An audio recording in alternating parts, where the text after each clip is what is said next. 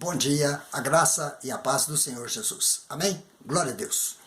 Nosso culto devocional dessa manhã de sábado, o reino será do Senhor. A leitura bíblica está no livro do profeta Obadias, capítulo 1 e único, versículos 17 a 21. Mas no monte de Sião haverá livramento. O monte será santo, e os da casa de Jacó possuirão as suas herdades. A casa de Jacó será fogo, e a casa de José chama, e a casa de Esaú restolho. Aqueles incendiarão a estes e os consumirão, e ninguém mais restará na casa de Esaú. Porque o Senhor o falou.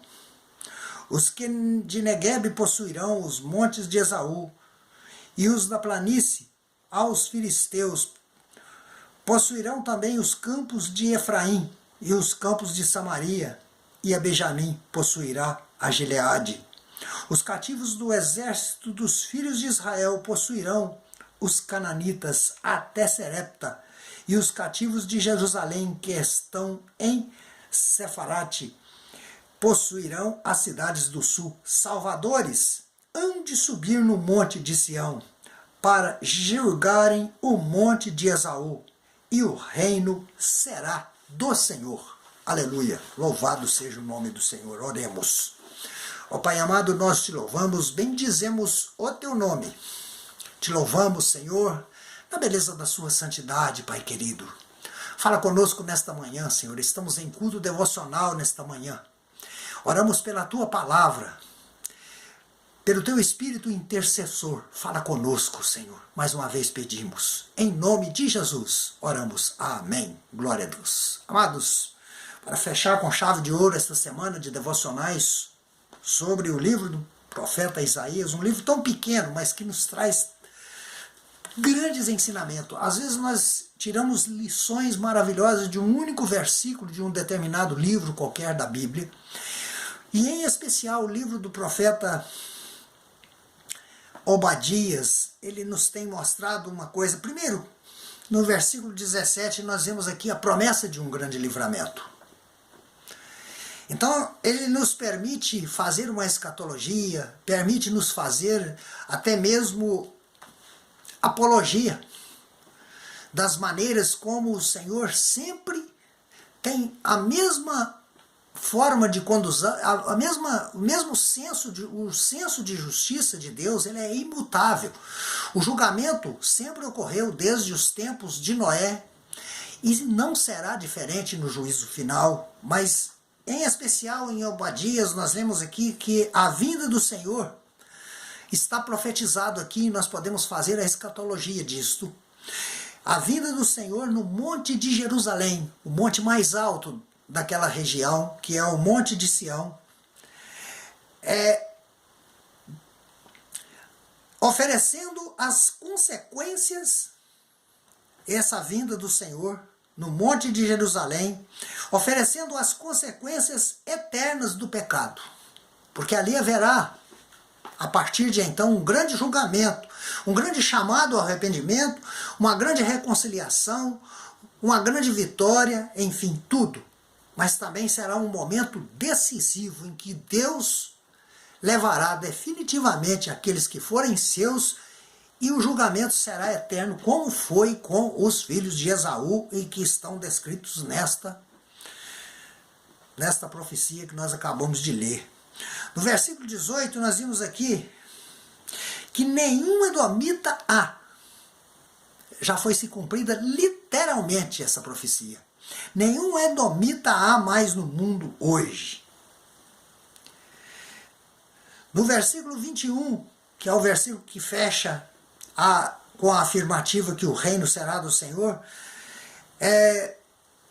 os próprios judeus aplicam esta palavra aos Messias e os seus seguidores. Podem até não entenderem que o Messias e os seguidores somos nós hoje. Pode até não admitirem isso, mas admitem sim que o Messias chegará nesse tempo que está aqui profetizado, e que os seus seguidores reinarão com ele. Esta certeza é absoluta, inclusive entre os judeus. Meus queridos, nós queremos dizer que o principal motivo da queda dos edomitas realmente foi o orgulho, e que eles foram julgados por isso. Agora, as maiores fontes de informação que nós temos disponíveis na Bíblia, uma das e sobre a grande tribulação, está nos livros proféticos do Antigo Testamento, que vem culminar no Apocalipse.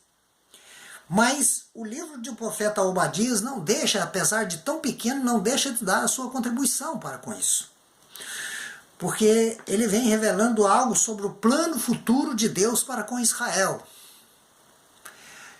Extensivo a todos os povos, porque Deus promete a Abraão: em ti serão benditas todas as nações da terra.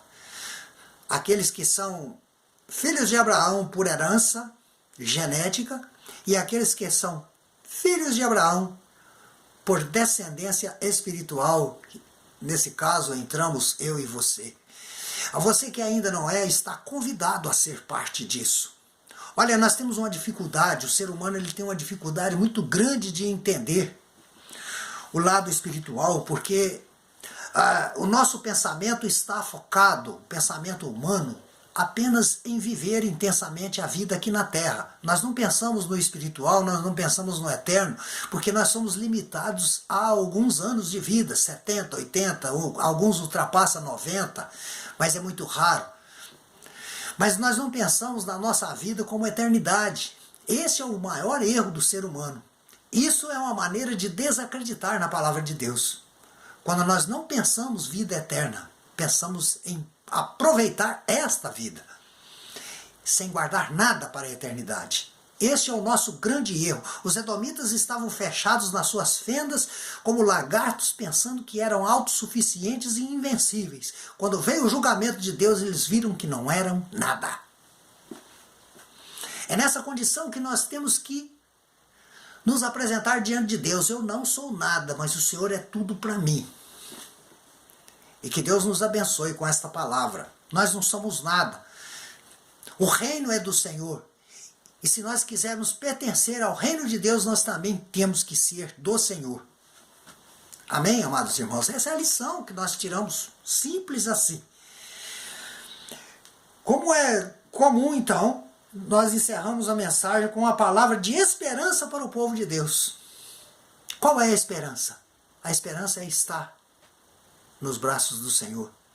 Estar a nossa vida controlada por Deus. É Deus no controle.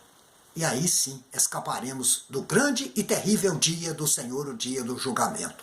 Amém, amados irmãos? Aquele que crê, ele não vai entrar em juízo, mas passou da morte para a vida. Não tem sentença. Amém, amados irmãos? Que Deus nos abençoe, um bom descanso, um bom final de semana, e amanhã teremos um encontro na Escola Bíblica Dominical. Glória a Deus e que Deus nos abençoe. Amém, amém e amém.